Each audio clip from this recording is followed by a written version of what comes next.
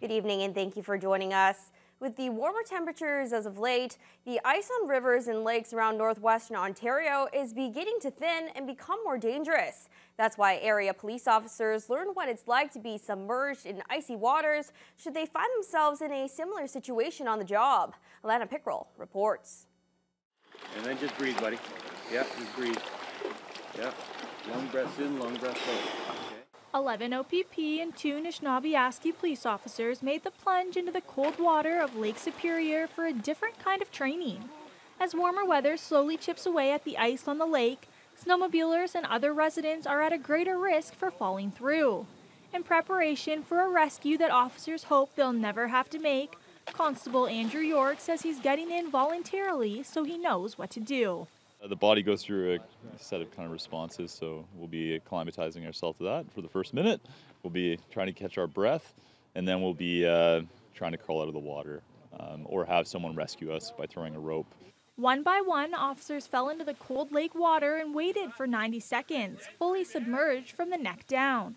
Following the initial shock, the wet and cold trainees kicked their way out of the water before jumping straight back in and using ice picks a second time. Hard, kick hard. You can do it. You're almost there, Chelsea. A little more. York says the cold temperatures aren't the first thing that get people into trouble if they end up falling in. But most people drown before they actually freeze to death. So if you can actually keep your wits about you and tell yourself, okay, like I've got at least a minute here to get my breathing under control, then I've got about 10 minutes before I'm going to lose kind of function of my hands and kind of find muscle control. That gives you time to get a game plan going and then be able to get yourself out of the water. As part of the motor snow vehicle course, there are now 13 new officers trained for any unwanted winter swimming in the future. Alana Pickrell, TVT News. A small group of people gathered at Lakehead University this past week for a workshop on informed consent in healthcare. Keynote speaker Jane Meadis says this isn't a localized issue, but something that needs to be addressed worldwide. The workshop on Thursday was to give people information to make sure the correct processes are in place to ensure that informed consent is obtained properly from everything from medication to surgery. Meadis says if someone has the ability to understand the information and make a decision, then they should be the only ones responsible for giving consent. Locally, absolutely, it's an issue. It's an issue all over the province. It really isn't in one area or another. I couldn't say that one area is doing it better than anyone else. I think that, especially when we're dealing with seniors, it's very paternalistic. I think it's more on populations rather than areas. So seniors would be an area, children would be another area where people with disabilities. We are very paternalistic, and we often, the health providers, turn to someone to get consent when they shouldn't, or they just, too busy and they don't know the law and they don't get consent at all. Meadis thinks this information should be mandatory in post-secondary schools, and healthcare providers should upgrade their understanding of the informed consent on an annual basis.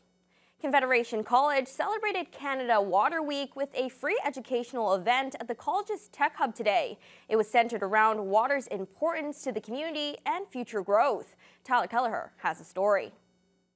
Confederation students and members of Let's Talk Science invited local youth to the main halls of the campus's McIntyre building for fun activities and games with one lesson in mind: the conservation of one of the planet's most important natural resources. It's critical that they have this understanding because we aren't making any more water in the world. So if we don't take care of the water that we have, they won't have it during their lifetime and future generations won't have it. Lake Superior is all of our drinking water. The water facilities here don't always filter everything I think that the community thinks it should be or that it does. So protecting Lake Superior is very important to us. Despite over 70% of the planet being covered by water, only a finite amount is accessible for consumption, making it more important to teach kids how to protect freshwater ecosystems and the organisms they accommodate. We have not failed in taking care of the water, but maybe started it too late. So as much knowledge is power. So if we are teaching the younger generation to be sustainable, to protect the water, understand why these things are important, then going into the future we'll just be better off. The Lakehead Region Conservation Authority says Thunder Bay has excellent water quality, but residents should always look to improve it. A few simple steps include recycling used water, refraining from using hazardous chemicals around the house, and even shutting off the tap when brushing your teeth. Tyler Kelleher, TBT News. Red Rock now has a way to deal with complaints made against its members in the form of an integrity commissioner. Instead of just hiring one, Red Rock has opted to hire two, and that was only one of several topics discussed at their meeting this past week. Adam Riley has more. With two integrity commissioners in the wings, Mayor Gary Nelson says Red Rock Council will be better prepared to deal with internal and external complaints in the future. During the previous council, several conflicts arose that included an investigation by the provincial ombudsperson, which Nelson says could have been avoided. But should one or both of the integrity commissioners be required to investigate a complaint, it could cost the town. And Nelson says they would require some financial assistance. The province would have to step in and assist in, if any, financial-wise, because, like you know yourself, small town like Red Rock, if we do get into some big trouble, it's going to cost us a lot of money. We don't have the money. Council was also presented with information from Nelson regarding a possible housing investment in the community. Nelson says he and CAO Albert Hedrick toured a townhouse development in Sault Ste. Marie, which could be duplicated on a smaller scale in Red Rock. Housing is needed in the community, especially with major projects like the East-West Tie and the construction of a liquefied natural gas plant just around the corner. But to entice a developer to invest, Nelson says the town needs to consider offering up empty property for free. And we just asked this fella, if we give you this land, you service the land, put a building on it, and I'm sure they'll be sold or rented. Once the townhouses are built, Nelson says the town will be able to collect increased tax revenue from the properties. He adds that a Thunder Bay area developer has also expressed interest in the property.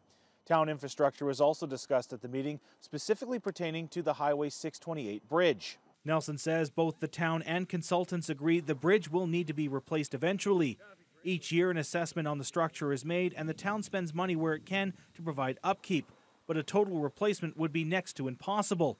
However, Nelson says Hedrick might have found a way to do so from a ministry not normally tied to bridge infrastructure work, the Ministry of National Defense.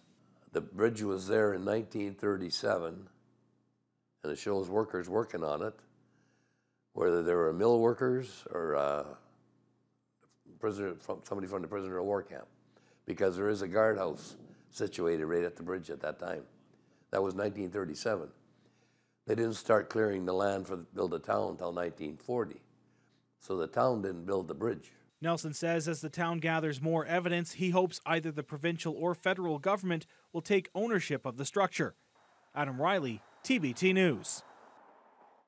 After being denied twice, a Thunder Bay woman has fulfilled a dream of hers. She was accepted to be one of 18 participants on the upcoming season of MasterChef Canada. Ben Nesbitt has a story. Just under a year ago, Chrissy LaRocque was working as an aviation line agent before auditioning for MasterChef Canada, a TV series featuring the country's top home cooks, all competing for a grand prize of $100,000. LaRocque had applied twice before to no avail, but the third time was the charm. Inviting me to cook for an apron in the MasterChef Canada kitchen. Oh my God. To me, watching that show, that was the first time I could hey, that could be me. I could see myself there. Most culinary competitions are for trained chefs. So to be able to participate as a home chef, it was a goal I set. And, first audition, hey, you did great, but not this year. You know what, I'm gonna come back again. This year, I second guessed and I almost didn't. But my sister gave me that little boost and said, you're gonna regret it if you don't, and here we are. LaRocque can't share too many details about the show as the season doesn't start airing for another 2 weeks. However, she did say that the overall experience was surreal. It was amazing to be surrounded by so many like-minded home cooks, and it's just so inspiring. I know my husband made a comment when I came home. He's just like, you're 10 times the cook you were before you went. It was just really, really nice to push myself. That's the main reason I wanted to do this. The being on TV aspect makes me nervous, but this was more about just proving to myself I could do this. Since the filming of the show, LaRocque has made the career switch and currently works at Daytona's Kitchen and Creative Catering as she continues her development in the kitchen. As for what the future holds, well, she hopes to one day call a restaurant her own.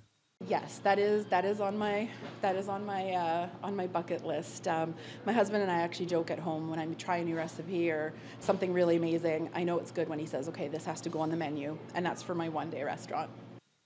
You can tune in to see how LaRock does in the MasterChef competition as the show airs Monday nights on CTV starting April 8th. Ben Nesbitt, TBT News. Ben, I guess that's something worth checking out, the MasterChef Canada, but also worth checking out. It's that time of year again. The NHL playoffs are just around the corner. Yeah, it is. It's crunch time in the regular season. Some teams still fighting for position, though, and we'll have those highlights